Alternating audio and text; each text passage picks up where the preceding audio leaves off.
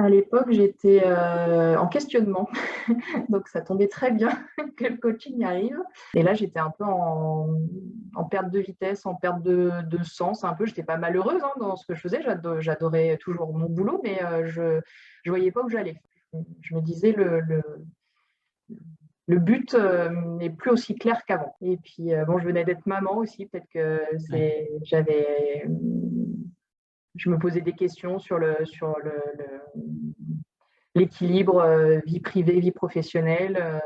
Il me semble que c'était le fait de motiver des équipes, d'arriver à avoir une légitimité en tant que manager en transversal sans avoir de lien hiérarchique, parce que Ouais. pour moi, ça me semblait pas aussi évident, même si j'y arrivais pas trop mal, mais je, je me disais qu'il me manquait des éléments, que j'étais pas autant à l'aise qu'auparavant quand j'avais un lien hiérarchique avec mes équipes.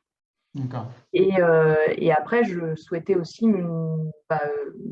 monter dans l'entreprise, entre guillemets, pouvoir évoluer dans l'entreprise et voilà, prendre du galon ou prendre ce qu'on appelle le leadership, avoir gagné un petit peu là-dedans. Je m'attendais à ce que ça soit un truc assez scolaire, que tu me donnes des exercices, que je fasse les exercices et puis qu'après je revienne en me disant bon bah voilà, j'ai Mm. réussi à faire ça, c'est bien, des bonnes notes. Je m'attendais à ça en termes de coaching euh, et pas du tout.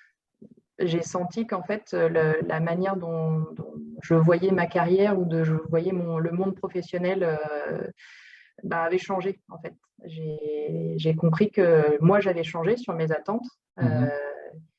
et que du coup, la vision que j'avais de mon futur avait changé aussi et que c'était pas très grave, alors qu'avant, je le voyais un peu comme mince, c'est pas la trajectoire que j'avais imaginée il y a 10 ans. J'ai l'impression d'avoir gagné en leadership euh, sans avoir travaillé le côté leadership, au contraire, en ayant laissé un peu tomber. Il y a un truc qui m'a beaucoup servi, c'est justement le processus, faire confiance au processus et au groupe plutôt qu'aux individualités.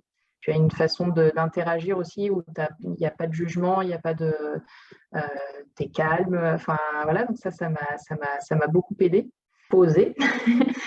Faut oser.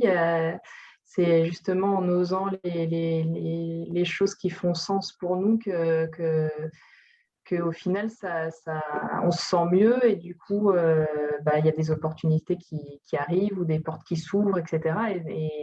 Et quand on fait les choses avec conviction, enfin en tout cas, moi j'ai senti que plus j'étais convaincue, plus je faisais des choses qui étaient en raccord avec moi. Et ben même au sein de l'entreprise, ça avait un effet bénéfique et pas contraire. L'objectif de prendre du leadership ou voilà, c'était un objectif que j'avais avant et au final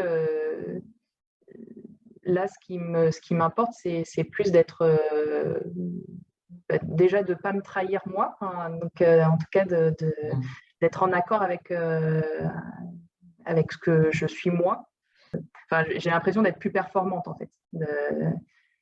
Comme je suis mieux et que j'ai plus de questions, j'ai plus ce questionnement que je pouvais avoir avant, où j'avais l'impression d'avoir un frein, où j'avais l'impression de me dire bon je sais pas où je vais, ça me pose des problèmes, etc.